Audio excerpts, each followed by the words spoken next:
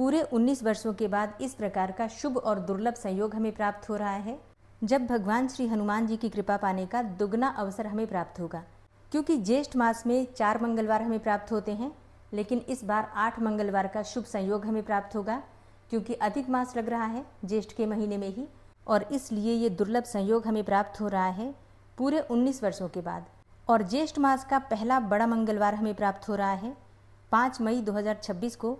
तो आज की वीडियो में मैं आपसे बात करने वाली हूँ कि ज्येष्ठ मास के पहले बड़े मंगलवार को हमें कौन सा उपाय करना चाहिए, किस प्रकार से हनुमान जी की पूजा आराधना करें जिससे कि बड़े से बड़े संकट से छुटकारा मिल जाए और हनुमान जी की कृपा से मन चाही कामना हमारी पूर्ण हो जाए।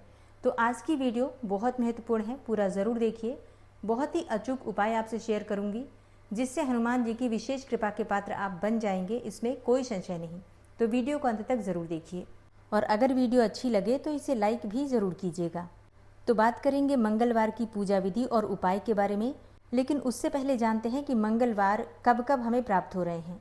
देखिए, पहला बड़ा मंगलवार है 5 मई 2026 को, दूसरा 12 मई को, तीसरा मंगलवार 19 मई 2026 को, चौथा मंगल 26 मई को, पांचवा मंगलवार 2 जून को और छठा मंगलवार 9 जून 2026 को, सातवां मंगल 16 जून को और आठवां मंगल 23 जून 2026 को।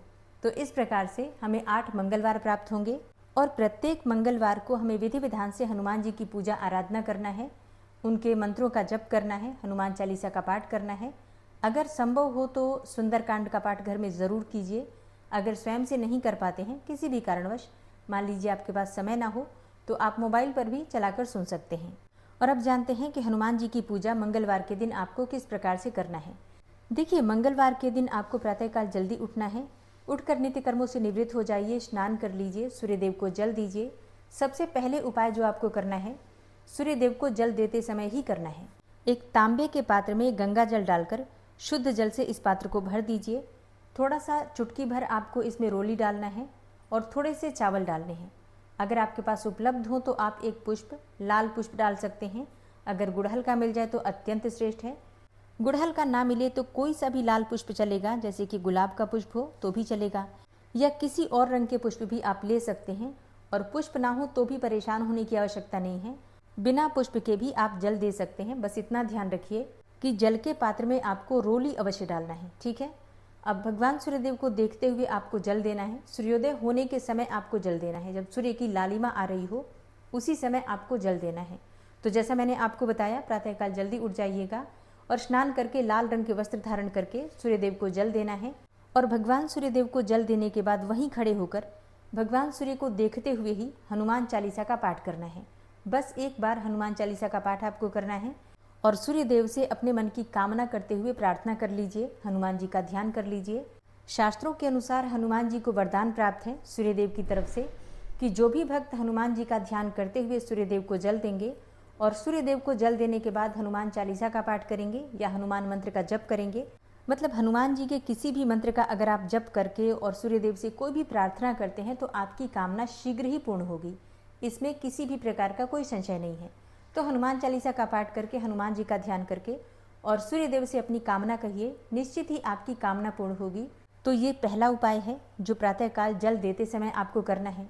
इसके बाद घर के मंदिर में आ जाइए, विधि विधान से भगवान गणेश की पूजा कर लीजिए और सभी देवी देवताओं की जो प्रतिदिन आप पूजा करते हैं, पूजा करने के बाद आज हनुमान जी की विशेष पूजा करना है। तो अपने घर के मंदिर में अगर हनुमान जी विराजित हैं तो चमेली के तेल में आपको थोड़ा सा सिंदूर मिलाना है, उनको तिलक करना है और उसी उंगली से अपने मस्तक पर भी आपको तिलक करना है। अब जैसे लड़कियों के या फिर स्त्रियों के प्रश्न आते हैं कि क्या हम तिलक कर सकते हैं हनुमान जी को? जी हाँ, बिल्कुल कर सकते हैं। आपके मंदिर में जो हनुमान जी विराजित हैं, चाहे फिर विग्रह हो या फिर फोटो हो, किसी भी स्वरूप में विराजित हैं, आप उनका अभिषेक कर सकते हैं, पूजा कर सकते हैं, आप उनको तिलक कर सकते हैं और उस तिलक को आप अपने मस्तक पर भी स्वयं धारण कर सकते हैं, ठीक है। तो स्त्री पुरुष कोई भी इस उपाय को इसी प्रकार से करेंगे। जब हम मंदिर में जाते हैं तो प्रतिष्ठित जो हनुमान जी होते हैं उनका स्पर्श नहीं करना चाहिए, क्योंकि ऐसे हनुमान जी की पूजा सिर्फ पंडित ही करते हैं। जो वहाँ पर विराजमान होते हैं पंडित, जो वहाँ के पंडित होते हैं मंदिर के, वही स्पर्श करके पूजा करते हैं।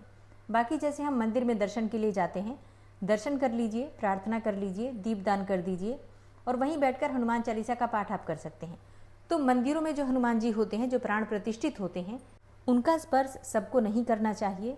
लेकिन घर के मंदिर में जो हनुमान जी विराजित हैं, उनकी पूजा कोई भी कर सकता है, परिवार का कोई भी सदस्य कर सकता है। ठीक है, तो विधि विधान से हनुमान जी की पूजा कीजिए।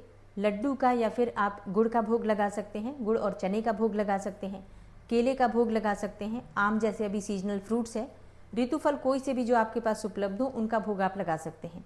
इसके बाद वहीं बैठकर हनुमान जी के मंत्रों का जप कर लीजिए, ओम हन हनुमते नमः। इसके बाद हनुमान चालीसा का पाठ कर लीजिए। घर के मंदिर में भी आपको कम से कम एक बार हनुमान चालीसा का पाठ जरूर करना है। विधि विधान से पूजा पूर्ण करने के बाद आरती कर लीजिए। इसके बाद क्षमा प्रार्थना कर लीजिए और जो भोग आपने हनुमान जी को अर्पित किया है उसमें आपको तुलसी का पत्ता अवश्य डालना है। इसके बाद जब आपकी पूजा पूर्ण हो जाती है, आरती करने के बाद प्रसाद वितरित करके स्वयं भी ग्रहण कर सकते हैं। अब बात करते हैं आज के विशेष उपाय के बारे में। देखिए, हनुमान चालीसा का पाठ वैसे तो आप एक बार भी कर सकते हैं, उसका भी फल हमें प्राप्त होता है। लेकिन अगर कोई विशेष मनोकामना हो या किसी विशेष परेशानी में आप हों, बहुत कष्ट है आपके जीवन में, बहुत बड़ी परेशानियों से आप घिरे हुए हों, कोई ऐसी मनोकामना जो बहुत समय से अधूरी है, पूर्ण नहीं हो पा रही है, तो ऐसे में आपको कल एक उपाय करना है। बड़ा मंगलवार को आपको क्या करना है, आपको जाना है हनुमान मंदिर। वैसे तो आप किसी भी मंदिर में जा सकते हैं, लेकिन अगर कोई हनुमान जी का प्राचीन मंदिर हो, जो कि बहुत पुराना मंदिर हो, तो ऐसे मंदिर में जाकर ये उपाय कीजिए, निश्चित ही आपको तुरंत लाभ होगा। करना क्या है, आपको लेना है एक मिट्टी का दीपक। दीपक चौमुखा हो तो ज़्यादा अच्छा है, चौमुखा ना भी हो तो भी चलेगा।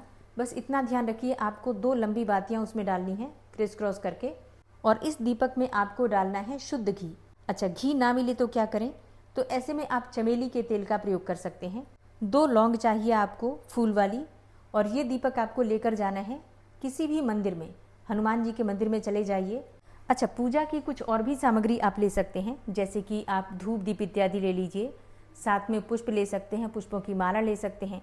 भोग ज़रूर लेना है आपको, जैसे कि लड्डू ले सकते हैं या फिर गुड़ भी ले सकते हैं, जो भी आपके पास उपलब्ध हो, लेकिन भोग ज़रूर लेना है। ठीक है, अब हनुमान जी के मंदिर में जाके आपको सबसे पहले हनुमान जी को प्रणाम करना है।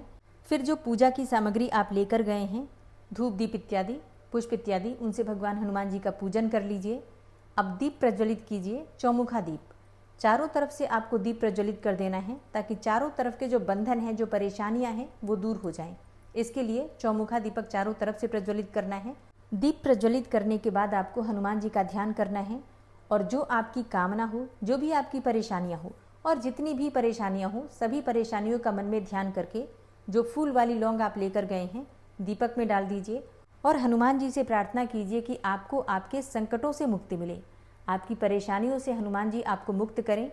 चाहे फिर आप रोग से परेशान हो, ऋण से परेशान हो, शत्रुओं से परेशान हो, या जीवन की परेशानियां और भी बहुत सारी होती हैं जो आप किसी को बता नहीं पाते हैं, ऐसी किसी भी परेशानी को हनुमान जी से कहिए और उनसे प्रार्थना कीजिए कि आपकी परेशानी, आपका संकट समाप्त हो। और जो भी आपकी कामना हो तो अपनी कामना हनुमान जी से कहिए, भगवान से प्रार्थना कीजिए कि उसे पूर्ण करें। और हनुमान जी के सामने बैठकर आपको 7 बार हनुमान चालीसा का पाठ करना है। लेकिन पाठ प्रारंभ करने से पहले 11 बार जय श्री राम, जय श्री राम, जय श्री राम बोलना है। ठीक है, हनुमान चालीसा पढ़ने से पहले आपको 11 बार श्री राम जी का नाम लेना है। फिर आपको हनुमान चालीसा का पाठ करना है, और जब 7 बार हनुमान चालीसा का पाठ आप पूर्ण कर लेते हैं तो फिर से आपको 11 बार जय श्री राम, जय श्री राम, जय श्री राम बोलना है। ठीक है, इस प्रकार से आपको हनुमान चालीसा का पाठ करना है। इसके बाद भगवान श्री राम और हनुमान जी का ध्यान कीजिए, उन्हें प्रणाम कीजिए। जो भी जाने अनजाने आपसे भूल चूक हुई हो पूजा पाठ में या फिर मंत्र जप इत्यादि में, उसके लिए क्षमा प्रार्थना कर लीजिए और भगवान हनुमान जी से कृपा की प्रार्थना कीजिए। अगर आपके पास समय हो तो थोड़ी देर हनुमान मंदिर में आपको बैठना है शांतिपूर्वक तरीके से, और हनुमान जी के नाम का मंत्र का स्मरण करना है, श्री राम जी के नाम का मंत्र का स्मरण करना है। जो भोग प्रसाद आप लेकर गए हैं हनुमान जी के लिए, जो आपने चढ़ाया है, वहाँ पर पूजा पूर्ण करने के बाद पुजारी जी से प्रसाद लेकर और आसपास के जो भक्तजन हैं उनको आप वितरित कर सकते हैं। और थोड़ा प्रसाद घर में भी लेकर आइए, परिवार के सदस्यों को दीजिए, स्वयं भी ग्रहण कीजिए। बस ये सोच लीजिए कि आपकी परेशानी अब हनुमान जी की परेशानी है, और निश्चित ही आप परेशानियों से मुक्ति पाएंगे। तो मन में विश्वास करके श्रद्धापूर्वक हनुमान जी की पूजा कीजिए। बहुत ही शुभ अवसर है। इस बार तो 8 मंगलवार हमें प्राप्त हो रहे हैं, जो कि अत्यंत दुर्लभ संयोग है। वैसे तो प्रत्येक मंगलवार को मैं अलग अलग उपाय शेयर करूंगी, लेकिन फिर भी इस उपाय को आप पूरे 8 मंगलवार लगातार कीजिए। विश्वास कीजिए, आपको आपकी परेशानियों से निश्चित ही मुक्ति मिलेगी। बाकी के उपाय भी आप कर सकते हैं, लेकिन कोई एक उपाय ऐसा रखिए जो प्रत्येक मंगलवार को आपको रिपीट करना है, क्योंकि जब हम कोई भी उपाय बार बार करते हैं तो उस उपाय का फल हमें बहुत अधिक प्राप्त होता है। तो इस उपाय को आप कंटिन्यू कीजिए पूरे 8 मंगलवार। निश्चित ही जो भी आपकी कामना होगी, जिस भी कामना के लिए आप हनुमान जी की पूजा करेंगे, आपकी वो कामना हनुमान जी की कृपा से निश्चित ही पूर्ण होगी। तो उम्मीद करती हूँ वीडियो आपके लिए उपयोगी होगी। अच्छी लगी हो वीडियो तो लाइक कीजिए, शेयर कीजिए और चैनल पर पहली बार आए हैं तो सब्सक्राइब करके बेल आइकन को जरूर प्रेस कर लीजिए। मिलती हूँ मैं आपसे अगली वीडियो में, तब तक के लिए जय श्री राधे।